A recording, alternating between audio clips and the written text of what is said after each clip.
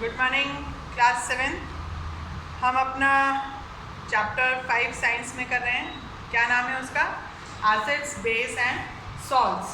आपको चैप्टर के नाम भी याद होने चाहिए। क्या है, क्या हम पढ़ रहे हैं, किस बारे में हम पढ़ रहे हैं।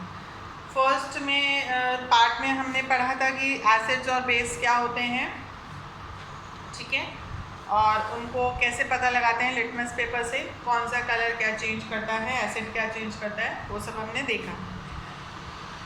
फिर इंडिकेटर्स होते हैं जो पता लगाते हैं कि इसमें एसिडिक नेचर है या बेसिक नेचर है, ठीक है।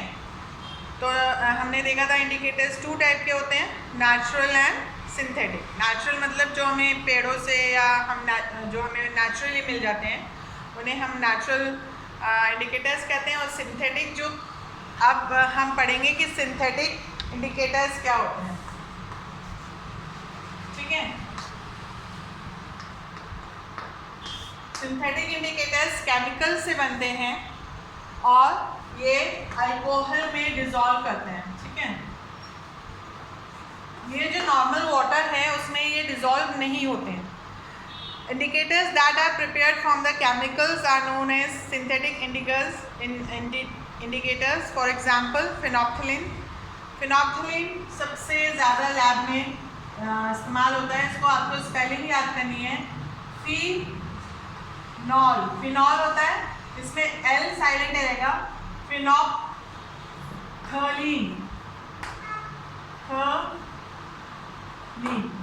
ठीक है। फिनॉप, यहाँ पे ये जो है फिनोप्थिलीन, ये जो फर्थलीन, फिनॉल, आप इसको कैसे पढ़ेंगे? फिनॉल। ये अगर पढ़ने में आता है तो ऐसे आएगा, फिनोप्थिलीन, ठीक है। तो यहाँ पर ये 3 चीज़ें साइलेंट हो जाएंगी। एल को हम प्रोनाउंस नहीं करेंगे, फिनोप्थिलीन। तो आपको इस तरीके से स्पेलिंग याद करनी है। ये इम्पॉर्टेंट है। इम्पॉर्टेंट इसलिए है कि ये बहुत जगह आपको आगे जाके यही चीज़ मिलेगी। आपको साइंस में जब एक्सपेरिमेंट करेंगे तो आप फिनोप्थिलीन से ही करेंगे ज़्यादातर। तो ये स्पेलिंग आपको याद होनी चाहिए, ठीक है। तो आप एक बार देख लीजिए, फिनॉप एल साइलेंस है, थलीन, फिनोप्थिलीन, ठीक है। बट इसको जल्दी जल्दी से बोलेंगे तो फिनोप्थिलीन। तो ये जो है ये अल्कोहल में डिसॉल्व होता है to make solution. It is insoluble in water. ये वाटर में सॉल्युबल नहीं होता है। सॉल्युबल मतलब ये वाटर में घुलता नहीं है, ठीक है, इसलिए इसको अल्कोहल में घोला जाता है। और ये कलरलेस होता है, ठीक है। तो इसकी क्या प्रॉपर्टी हो गई? कलरलेस हो गया, dissolved in alcohol or made from chemicals, ठीक है। तो ये सिंथेटिक इंडिकेटर्स की प्रॉपर्टी हो गई, ठीक है। अब if the colourless indicator change to pink the solution is base. अगर ये जो कलरलेस सॉल्यूशन है, ये मैंने बताया फिनोप्थिलीन कलरलेस होता है, ठीक है। अगर ये पिंक कलर में चेंज हो जाता है तो ये इसमें हमने बेस डाला है। अगर ये जो colourless solution as it is रहता है तो ये एसिड इसमें हमने डाला, ठीक है। तो इस तरीके से फिनोप्थिलीन डालने पर, किसी चीज़ पर अगर हमने कोई सब्सटेंस लिया, उस पर अगर हमने 1 या 2 ड्रॉप फिनोप्थिलीन की डाली, तो अगर वो पिंक हो जाता है तो हमने मतलब जो सब्सटेंस लिया है वो बेस है, और अगर वो जो कलर है वो एज इट इज़ रहता है तो वो एसिड है, ठीक है। तो ये सिंथेटिक इंडिकेटर से हम इस तरीके से पता लगाते हैं एसिड और बेस का। Neutral substance do not change the colour of red और ब्लू लिटमस पेपर। मैंने ये पहले भी बताया था, जो न्यूट्रल सब्सटेंस होते हैं like water, salt solution, cane sugar, जो होती है, ये जो लिटमस पेपर है, जो रेड लिटमस पेपर है या ब्लू लिटमस पेपर है, उसका कोई भी कलर चेंज नहीं करती है, इसलिए उसको न्यूट्रल कहा गया है। न्यूट्रल मतलब ना इधर का ना उधर का, ठीक है, ना उसके साथ है वो, ना इसके साथ है, ना एसिड के साथ है, ना बेस के साथ है, तो वो न्यूट्रल है, ठीक है। अब यहाँ पर आप बुक में पेज नंबर 48 में देख रहे हैं कि यहाँ पर एक टेबल बनी हुई है, indicators and there effects on acids and base. तो ये टेबल आपको याद करनी है, लिखनी है कॉपी में। टाइप ऑफ इंडिकेटर्स यहाँ पर है ब्लू लिटमस,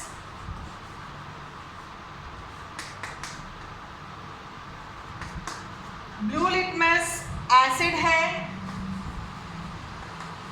तो टर्न्स रेड, और अगर बेस है तो एज इट इज, ठीक है। ब्लू लिटमस पेपर अगर हमने लिया तो अगर एसिड है सब्सटेंस हमारे पास तो उसको रेड कर देगा, और अगर बेस है तो वो ब्लू रहेगा, तो हमें पता चल जाएगा कि बेस है। वैसे ही अगर रेड लिटमस पेपर हमने लिया है तो एसिड के साथ, रेड लिटमस पेपर एसिड के साथ रेड ही रहेगा, और बेस के साथ ये क्या चेंज कर देगा, ब्लू। रेड लिटमस पेपर लिया है हमने अगर, तो एसिड के साथ रेड लिटमस पेपर रेड ही रहेगा, और बेस के साथ ये ब्लू में कन्वर्ट हो जाएगा, ठीक है। ये नेचुरल इंडिकेटर्स हैं। उसके बाद टर्मरिक, टर्मरिक मतलब हल्दी, अगर एसिड अगर हमने लिया है तो वो येलो ही रहेगा, और अगर बेस जब हम उस पर साबुन लगाते हैं तो वो ब्रिक रेड कलर में कन्वर्ट हो जाता है। चाइना रोज़ के साथ मैंने आपको बताया था, एसिड है तो पिंक कलर का हो जाएगा, और बेस है तो वो ग्रीन कलर का हो जाएगा, ठीक है। और फिनोप्थिलीन के साथ एसिड कलरलेस रहेगा, और बेस के साथ वो पिंक कलर का या मैजेंटा कलर का, ये जो चुन्नी है इस कलर का हो जाएगा, ठीक है। ये आपको अगर अभी से आप इसको याद करेंगे तो आगे जब आप एक्सपेरिमेंट करेंगे बड़ी क्लासेस में तो आपको इजी होगा करने में, ठीक है। उसके बाद है, हमने पढ़ा था acids present in some food items. हम बहुत सारे फूड्स खाते हैं। फर्स्ट शुरुआत जो हमने की उसमें बताया था कि हम बहुत सारे फूड्स और वेजिटेबल्स खाते हैं, तो उसमें कुछ ना कुछ एसिड्स होते हैं। वो एसिड्स हमें नुकसान नहीं पहुंचाते हैं, हमारे लिए अच्छे होते हैं, पर ज़्यादा अगर हम किसी चीज़ की एक्सेस कर देते हैं तो वो नुकसान देता है। तो यहाँ पर इसमें क्या होता है, विनीगर में एसिटिक एसिड होती है, ये याद रखना है आपको। आंवला, जो आंवला हम खाते हैं उसमें एस्कॉर्बिक एसिड। अब आपको ये एक्सक्यूज नहीं देना है कि ये नाम आपके लिए डिफिकल्ट नहीं है, अब आप 7th क्लास में आ गए हैं तो इसको आपको याद करना ही है। तो आंवला में एस्कॉर्बिक एसिड होता है, इन सब में ये एसिड होता है, इसलिए इसको हम किसी भी ऐसे बर्तन में नहीं रखते हैं, प्लास्टिक, एल्युमिनियम या स्टील के बर्तन में, जिसके कारण ये रिएक्शन हो और हमें नुकसान दे। इसलिए हम इसको कांच की बर्नी में रखते हैं सब चीज़ें, जिससे इसमें रिएक्शन नहीं होता है, ठीक है। सिट्रस फूड मतलब जो जितने खट्टे हैं, आंवला, ये नींबू, मौसमी, ये जो सिट्रस फूड होता है, फ्रूट्स होते हैं, इसमें सिट्रिक एसिड होता है, ठीक है।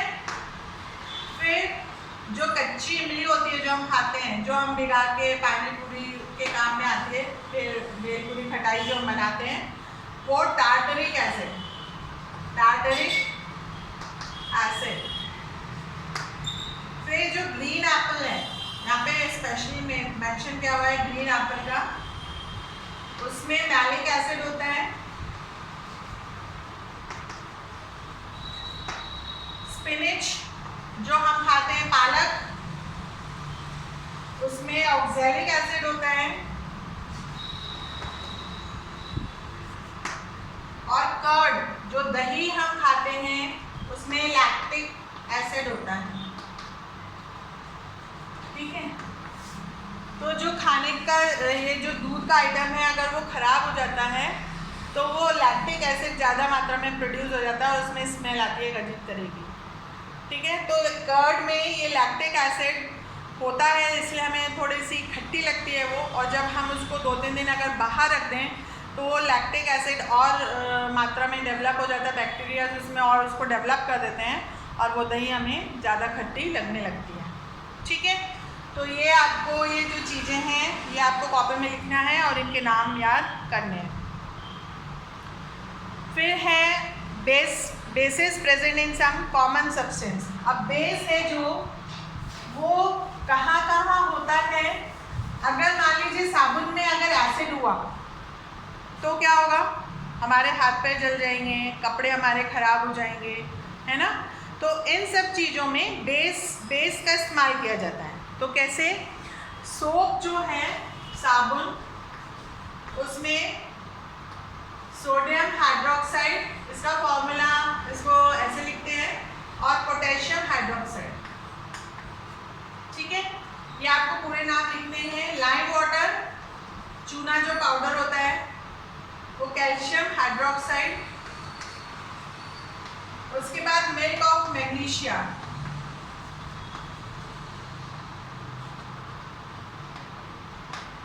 Magnesium hydroxide. विंडो क्लीनर जो मिस्टर मसल्स और जो दूसरा ऐसे आता है ब्लू कलर में, उसमें क्या होता है, अमोनियम हाइड्रोक्साइड, अमोनियम।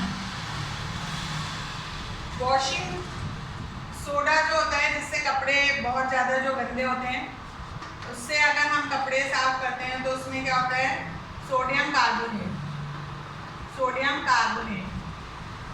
और बेकिंग सोडा जो घर में काम आता है खाना बनाने के, बिस्किट्स और केक बनाने के, उसमें होता है सोडियम हाइड्रोजन कार्बोनेट।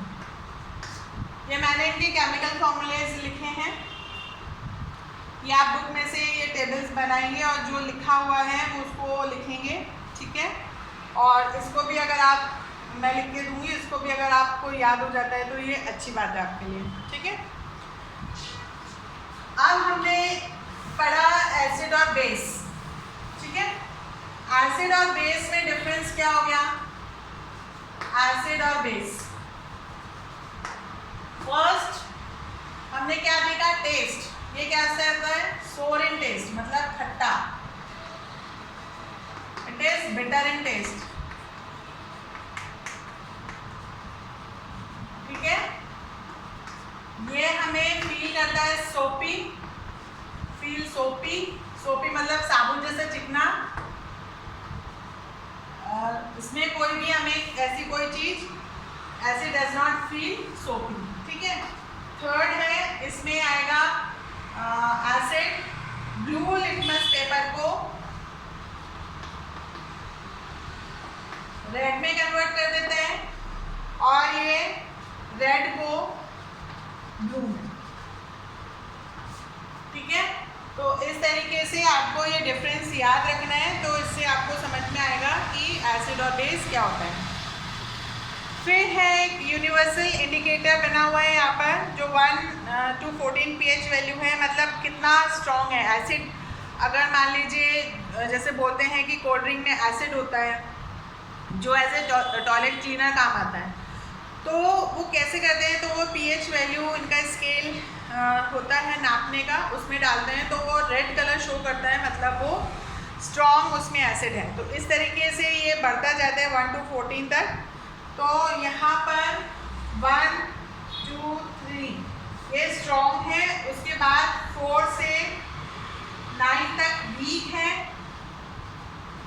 ठीक है, मतलब ये जो एसिड की जो वैल्यू है ये फर्स्ट से यहाँ पर डिक्रीज हो रही है। ठीक है, यहाँ पर वीक हो गई, और फिर यहाँ पर बेस जो है 9 के बाद 10 से 14 तक बेसिक जो नेचर है वो इंक्रीज हो गया। ठीक है, ये pH वैल्यू है जिससे समझ में आता है कि ये बेसिक है या एसिडिक। अगर किसी को किस चीज़ से प्रॉब्लम हो जाती है तो फिर वो उसको टेस्ट करते हैं कि ये एसिडिक है या बेस के कारण इनको प्रॉब्लम हो रही है। ठीक है, फिर यहाँ पर है पेज नंबर 49 में nature of some common foods. यहाँ पर जो स्टमक के स्टमक दिख रहा है उसमें एसिड है, HCl हमने पढ़ा। लेमन में एसिड है, ग्रेप्स में एसिड है, टोमेटो में एसिड है, बनाना में एसिड है।